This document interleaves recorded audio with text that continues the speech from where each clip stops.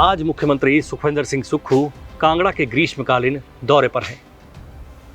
भरी गर्मी में जनता को उम्मीद थी कि उन्हें राहत की फुहारें मिलेंगी, क्योंकि इस सरकार में परिवर्तन को खुद सुक्खू ने व्यवस्था परिवर्तन का नाम दिया है। लोगों को उम्मीद थी कि उन्हें वक्त मिलेगा तो उनका वक्त बदल जाएगा, लेकिन कांगड़ा के कांग्रेसियों ने सुखविंदर सिंह सुक्खू के लिए ऐसी पॉलिटिकल ट्रिपल जेड सिक्योरिटी का खाका तैयार किया कि आम आदमी रूपी चिड़िया भी पंख नहीं मार पाई। माहौल में बिल्कुल भी परिवर्तन नहीं होने दिया। माहौल ठीक वैसा ही था जैसे पुराने दौर में रहे मुख्यमंत्रियों स्वर्गीय वीरभद्र सिंह, प्रोफेसर प्रेम कुमार धूमल और जयराम ठाकुर के वक्त में हुआ करता था। चलिए मुख्यमंत्री के ग्रीष्मकालीन दौरे के पहले दिन में पहली खबर का आगाज करते हैं। दरअसल मंगलवार को सुक्खू कांगड़ा के प्रवास पर पहुंचे, लेकिन धर्मशाला सर्किट हाउस जहां पर सीएम ठहरते हैं वहां पर 1 सालों पुरानी लक्ष्मण रेखा फिर खींची हुई नजर आई। और ये लक्ष्मण रेखा खींची हुई थी सीएम के अस्थायी दफ्तर और उनके कमरे और इनके बाहर खड़े रहने वाले आम आदमी के बीच में। हमेशा की तरह आज भी जनता और आम कांग्रेसी कार्यकर्ता इस लक्ष्मण रेखा को नहीं लांघ पाए और कमरे के भीतर कांगड़ा के कांग्रेसी नेताओं ने सीएम को अपने घेरे में उसी तरह जनता से दूर बनाए रखा जिस तरह से बीते दौर में जयराम ठाकुर से आम भाजपाई कार्यकर्ता और जनता दूर रहने पर मजबूर रहा करती थी। आज भी सरकार बनाने में अहम रोल निभाने वाले कार्यकर्ता ना सुक्खू से सुबह मिल पाए और ना ही बहुमत देने वाली जनता। सुबह गग्गल एयरपोर्ट पर ही कांग्रेसी नारों में एक दूसरे से उलझना शुरू हो गए थे। शक्ति प्रदर्शन में अपनी अपनी जिंदाबाद सीएम के सामने करवाने के लिए शुरू हुआ सिलसिला धर्मशाला सर्किट हाउस तक जारी रहा। हैरानी की बात तो ये भी थी कि सीएम की जिंदाबाद उतनी ही करवाई गई जितनी नेताओं ने अपनी जिंदाबाद करवाई। क्या मजाल जो सुक्खू को कोई एक्स्ट्रा सुख कांग्रेसियों ने दिया हो। हर किसी के समर्थक अपने अपने नेताओं को फलाने भाई आगे बढ़ो हम तुम्हारे साथ हैं, ढिमकाने भाई आगे बढ़ो हम तुम्हारे साथ हैं के नारे उग्र होकर लगाते दिखे। पर क्या मजाल कि किसी भी नेता के समर्थकों ने सिर्फ सुक्खू भाई जिंदाबाद का नारा लगाया हो।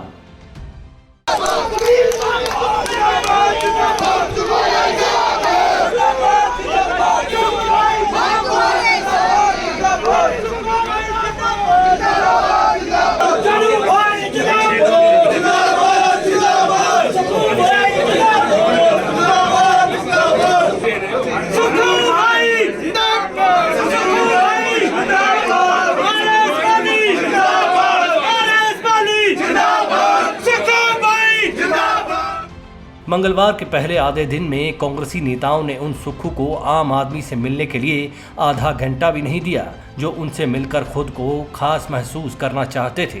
कांग्रेसी नेताओं में खुद को खास दिखाने बताने का सियासी बुखार भरी गर्मी में चढ़ा हुआ था। कांग्रेसी नेताओं ने ऐसी triple Z plus political security का शिकंजा कसे रखा कि लोगों को तभी सीएम साहब का दीदार हुआ जब वे कमरे से बाहर निकले और मिनी सचिवालय की बैठक के लिए रवाना हो गए। पर हाय री आम आदमी और आम कांग्रेसी कार्यकर्ताओं की किस्मत, तब भी एनएसजी कमांडो की तरह कांगड़ा के स्थापित नेताओं ने जनता को विस्थापित करने में कोई कोर कसर बाकी नहीं रखी।